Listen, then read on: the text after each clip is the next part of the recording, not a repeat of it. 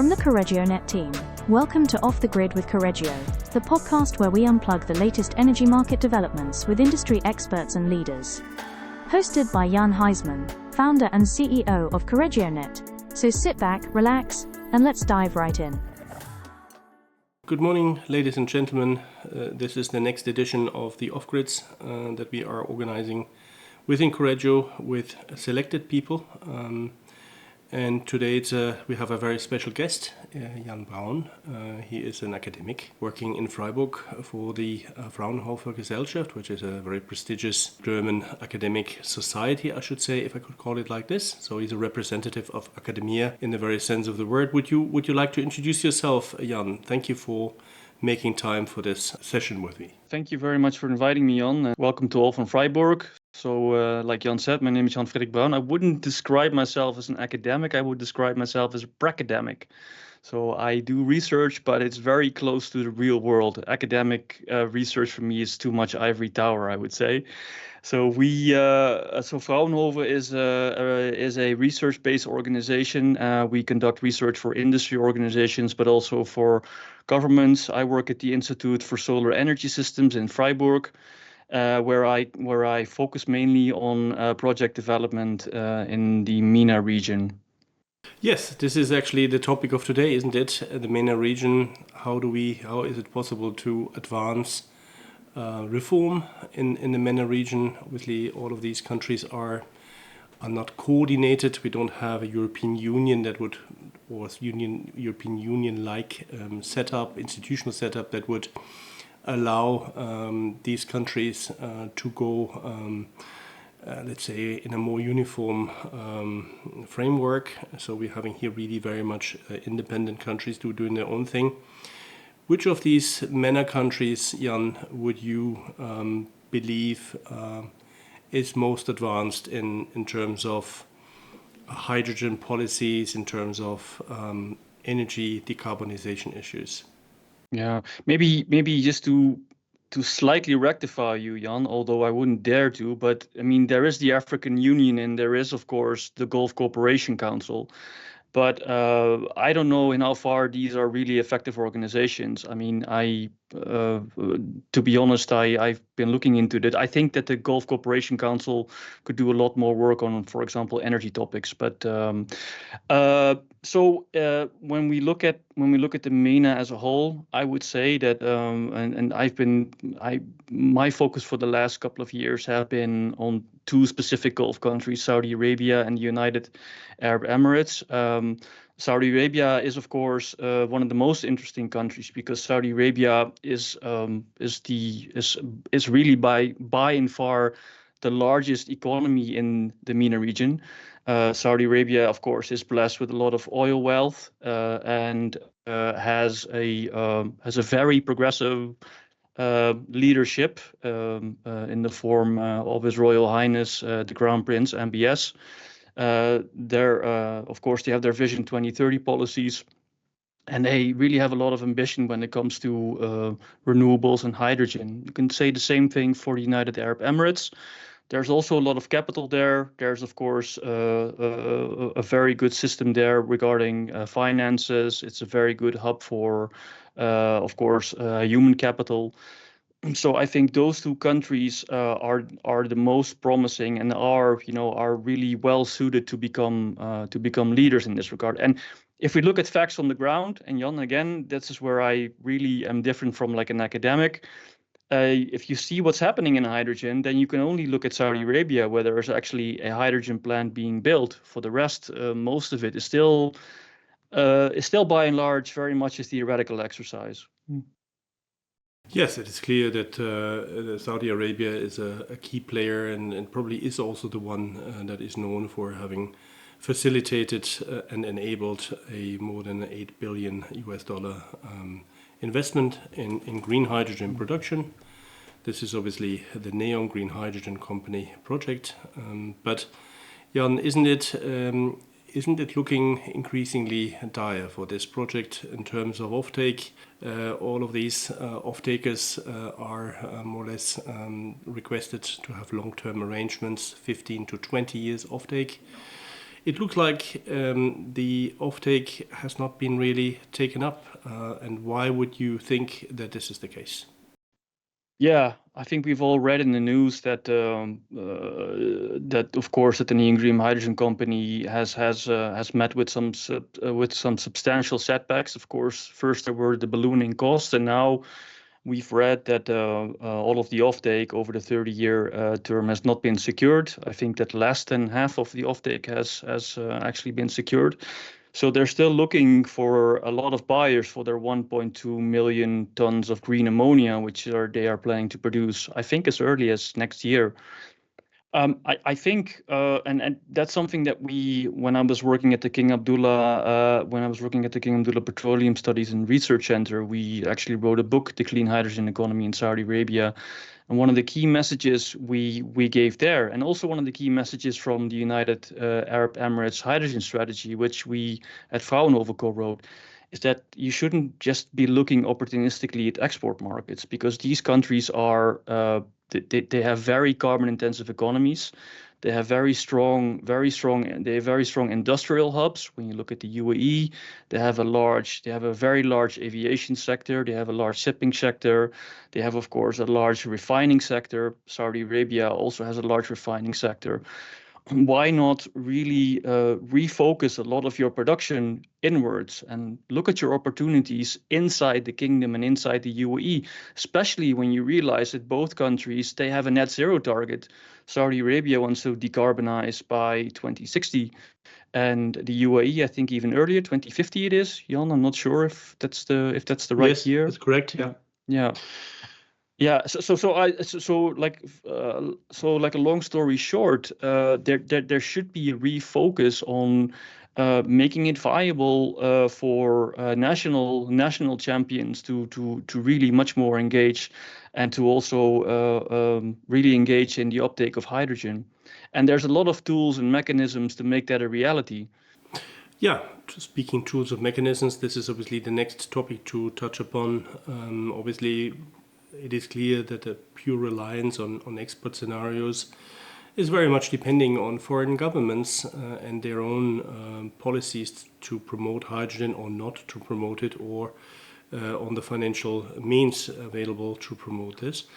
Obviously, a national hydrogen policy is a much safer bet, because there you're obviously controlling yourself in your country how the new commodity could be used and how it could actually contribute to the decarbonization targets that the country has committed itself to. So you mentioned tools. So what are these tools in your view? How could a country such as Saudi Arabia or the Emirates promote or incentivize national production and a national use of hydrogen for industrial purposes in your view? Yeah, well, I mean, there's a whole range of tools, but I would say, I mean, maybe some, I would say some obvious examples would be of course setting quotas for specific sectors. You can also think about trying to implement carbon contracts for different kind of systems, like we have now, for example, in Germany with the H2 Global instrument, which is a double auctioning instrument. I would say that those two are, of course, the two most prominent. The one thing, or the one tool, or the one really policy mechanism which we hardly talk about, and I always hear that hydrogen is so expensive and it's the champagne of carriers and of fuels. But I always say, no, that's not the case. Fossil fuels are still too cheap, and that's because of fossil fuel subsidies.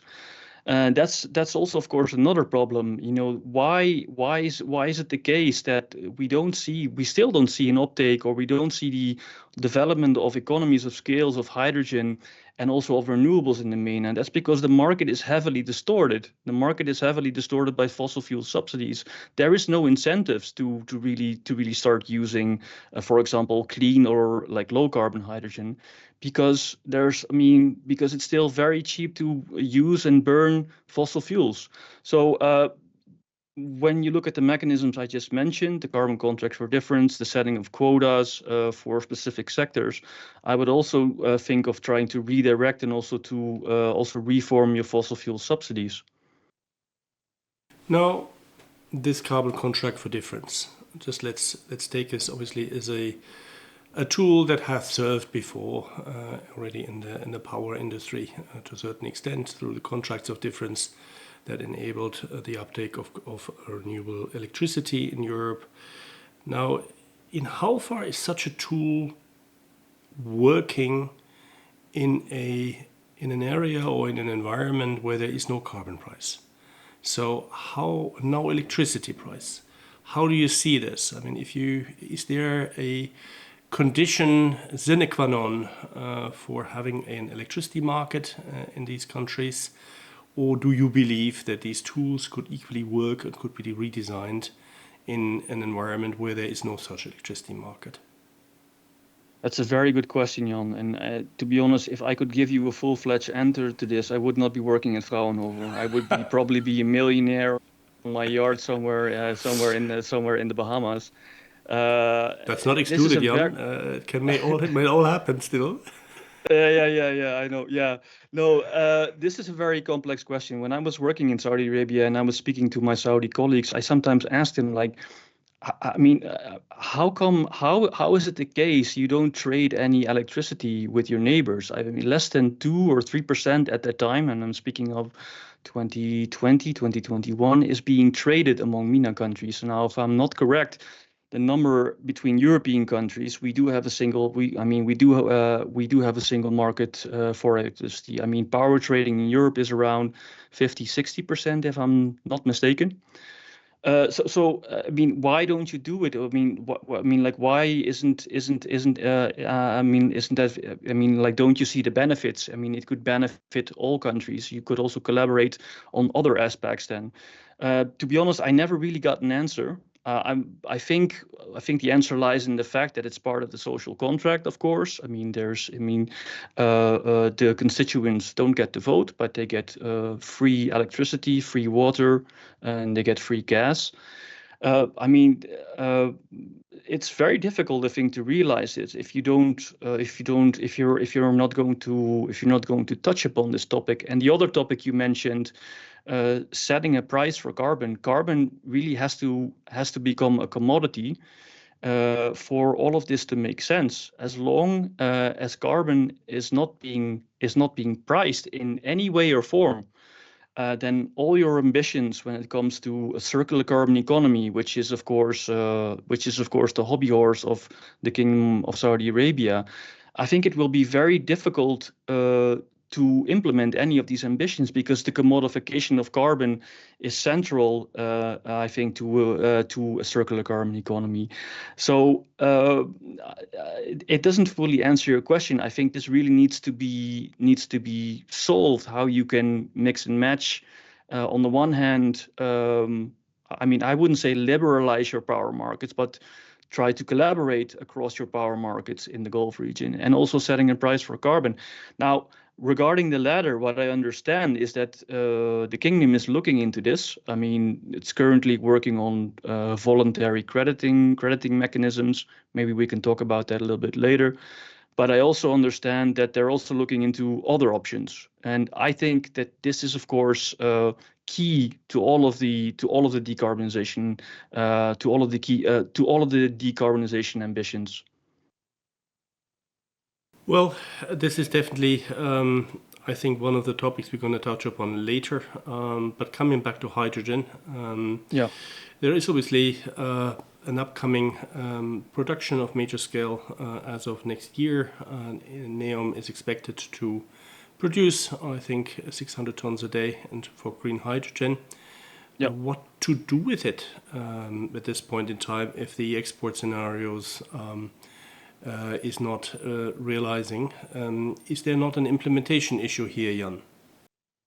Well, like I said earlier, you do have. I mean, there are like several major major industrial hubs along the coast in Saudi Arabia, in Yanbu, in Jubail.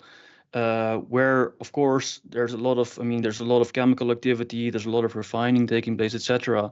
Again, I would say that you would have to mobilize your national champions, and again, quotas for a minimum quantity of hydrogen, but also specific kind of demand targets, either to meet a specific kind of CO2 intensity, and also a given share of output for example, low carbon inputs, which you can compare to like renewable transport fuel obligations, something like that.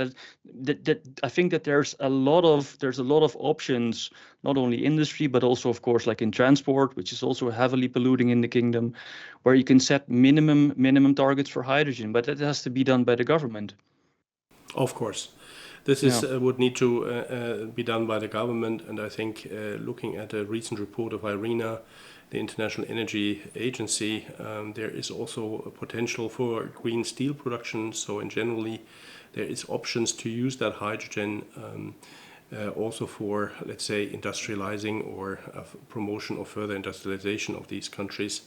And this green steel could be produced. But looking at the regulatory situation here, Jan, how is your view on the export of products such as green steel into Europe? Is this a business?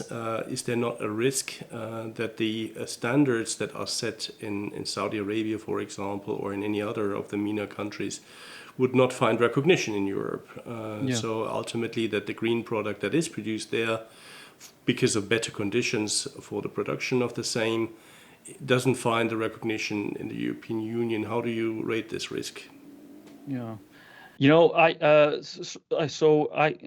we're both called Jan, and I think we're both guys that think that the glass is half full, Jan, or otherwise we wouldn't be getting out of bed every morning.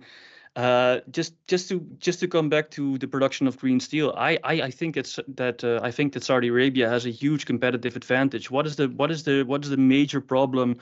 What we see here in Europe is, of course, the cost of electricity. Now, if you look at Saudi Arabia, they have an incredible competitive advantage when it comes to the cost of electricity. It's one of the lowest in the world. Also in the case with renewables. And regarding, for example, mutual recognition of green steel, I think that this would be a fantastic topic for the Kingdom and the European Union to collaborate upon. The European Union's emissions trading system is of course by and far the most successful and the most impactful carbon pricing mechanism in the world. There is no doubt about it.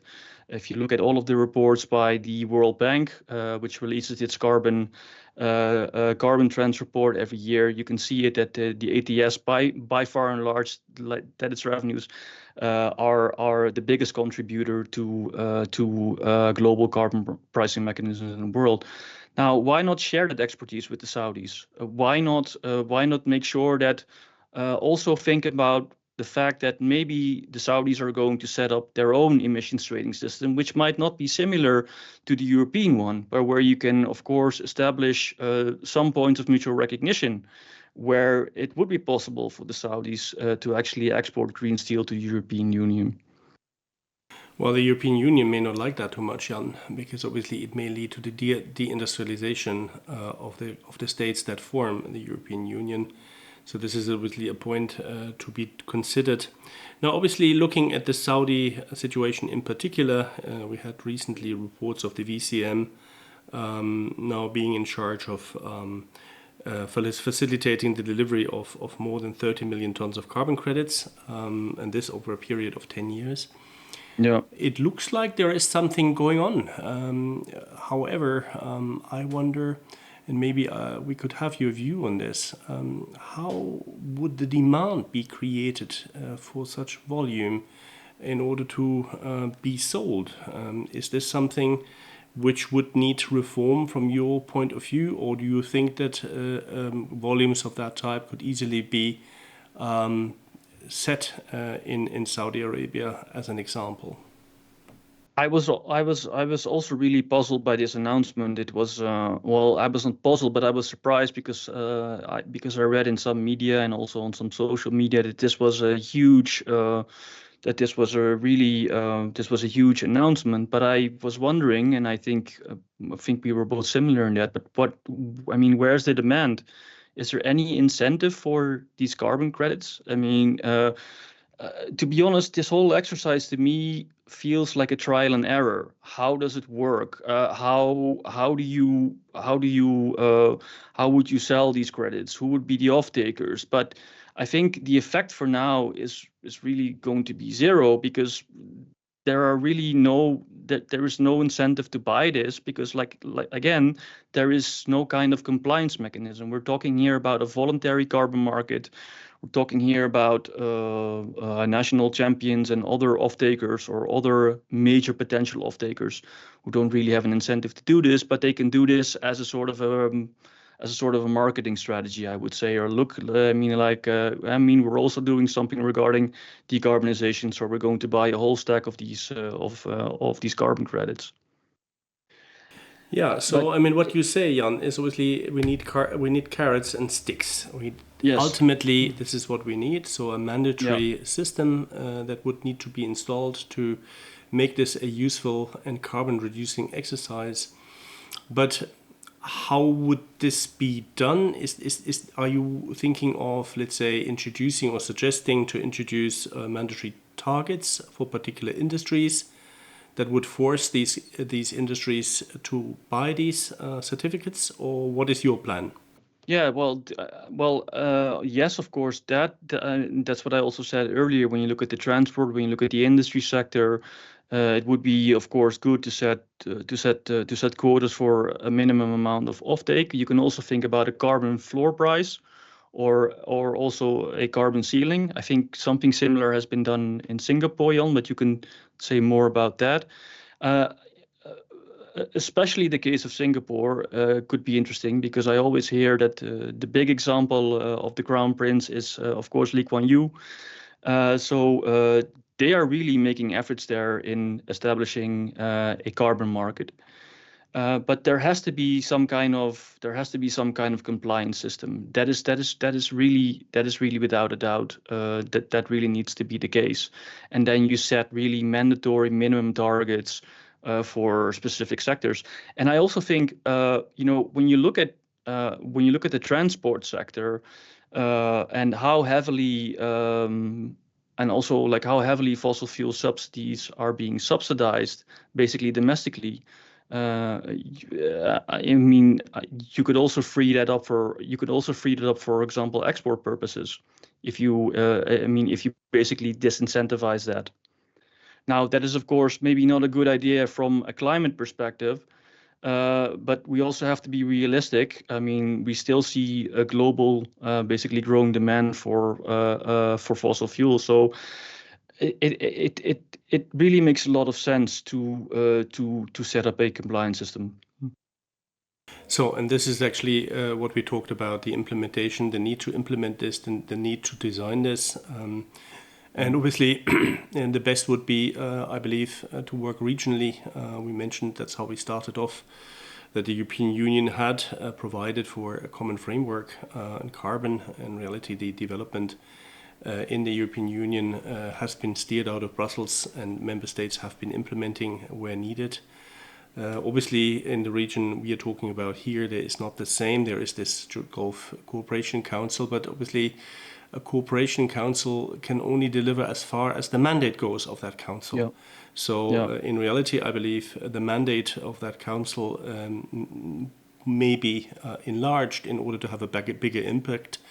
Looking at the size of the markets around Saudi Arabia now, thinking of countries such as Kuwait or Qatar or Oman or etc., they are too small, I believe, to create meaningful markets. The only one that could do it is Saudi Arabia on its own, but the other countries, maybe the Emirates itself, but a place like Oman or let's say Kuwait or Bahrain would be by definition too small to have any market developing there because there would be only one single buyer and one single supplier. So it makes no sense insofar this Gulf Cooperation Council would be very well situated to assume a bigger mandate if the leadership provides for such.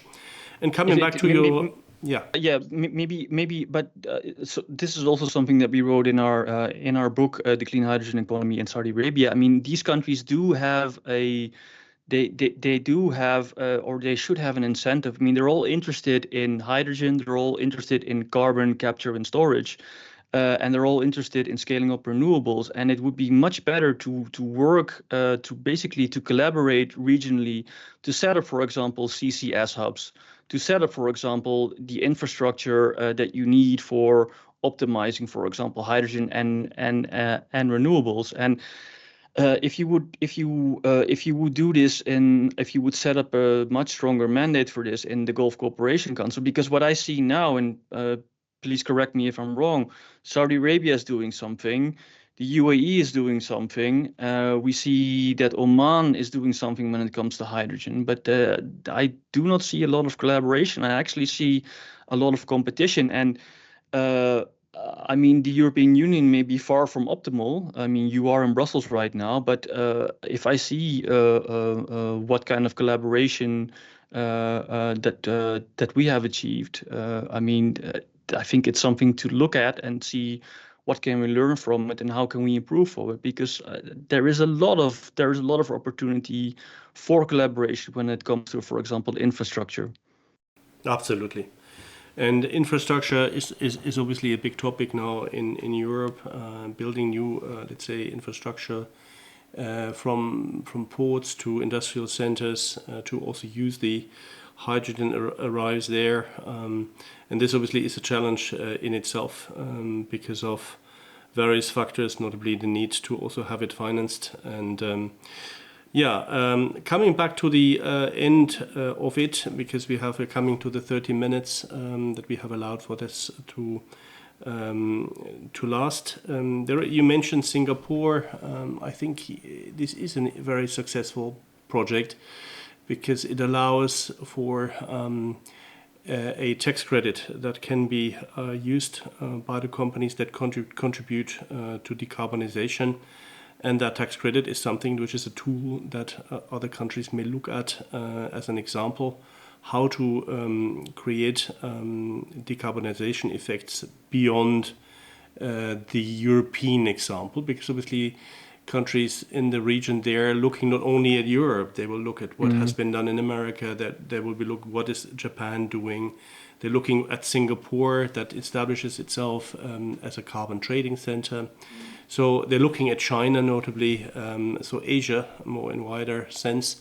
So obviously that makes it then also maybe a bit more challenging to come to your own policies, because you want to do something that you believe fits well into the system that you have there. But do I understand you correctly that in reality a wider range of supportive sectoral policies, investment frameworks and energy price reforms would do it in the MENA countries? Yeah, I mean, I would say that, I mean, if you really would be able to summarize it, I would say that you should look at a wider range of like supportive sectoral policies, investment framework, further energy price reforms. Famously, Saudi Arabia has already established 2 rounds of energy price reforms in 2015 and 2018. They were very, very successful. Supported by a compliance-based carbon market, and all of these measures are absolutely required to, first of all, to create the domestic economies of scale, and to make, for example, low carbon, for example, carriers and technologies viable. And just to come back to what you said about the Asian markets, I read in the World Bank report on carbon pricing trends that the Asian markets are also increasingly setting up ETS systems. China is advancing its ETS system. I think also in Turkey and other parts of Asia. So I think that you wrote in an op-ed that the Gulf countries are really are really missing out on the trends regarding the commodification of carbon. And they should really make an effort on this, because otherwise they're going to miss the boat. This is really becoming a very serious issue, and I think that unabated carbon will become incredibly expensive in the short to medium term. Yeah, this is an excellent end of this conversation. You have made your points very, very clear, Jan Braun. Thank you very much for making yourself available for this. Thank you very much. Bye-bye. Okay, thank you, Jan.